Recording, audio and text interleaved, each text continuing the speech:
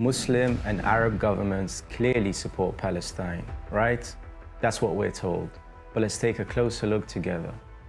The reality couldn't be further from the truth. While Palestinians suffer genocide, displacement, and unspeakable atrocities by the Israeli regime, many of these regional governments are shaking hands with Israel, behind closed doors and sometimes even openly.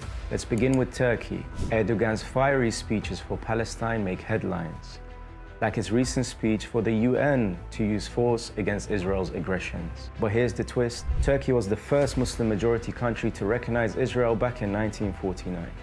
Today, Turkey is one of Israel's largest trading partners, exporting billions and importing even more. Israel ranked as Turkey's 13th biggest export market. At the same time, Israel was Turkey's 5th largest source of imports. Then there's Saudi Arabia. Crown Prince Mohammed ibn Salman didn't hold back either, accusing Israel of committing collective genocide in Gaza. But just last year, the Saudi government was in deep negotiations for a historic normalization deal with the Israeli regime, inconveniently postponed thanks to the actions of the Palestinian resistance. So what does this say about the kingdom's priorities? And Jordan, praised by some for its support of Palestine, Jordan is far from innocent. Israel supplies Jordan with millions of cubic meters of water each year. In return, Jordan buys Israeli natural gas and participates in shared missile defense systems.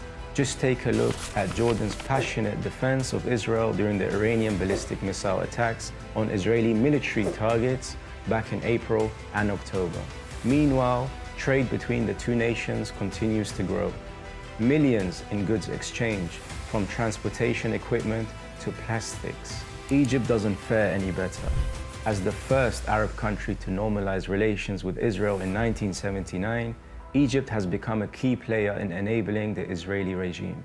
Israeli gas exports to Egypt rose by 25% in 2023 alone, and their trade partnership now tops over $1 billion annually. And let's not forget Egypt's role in the Gaza blockade, trapping Palestinians in a cycle of poverty and despair. What about Bahrain? While flights to Tel Aviv may have been suspended after October 7th, Bahrain stopped short of severing ties.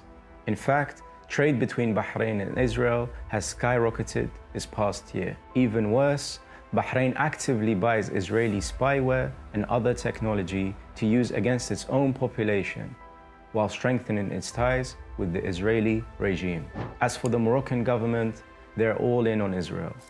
Israeli drones are now manufactured on Moroccan soil, and a $500 million deal for Israeli missile systems was signed just last year. Trade between the two nations continues to climb, driven in part by the Abraham Accords, the US-backed normalization agreement that seeks to give Israel a free pass in the Muslim world. But it doesn't end there. Israel's energy needs are heavily supported by Muslim-majority nations.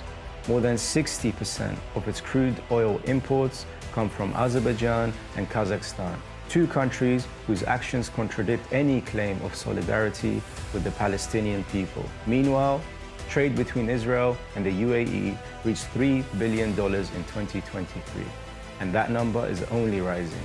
The bottom line is this: while a handful of nations like Iran and Syria remain steadfast in their opposition to the Israeli entity, many Muslim governments have normalized relations with Israel, prioritizing economic gain over solidarity with Palestine and the Palestinian people.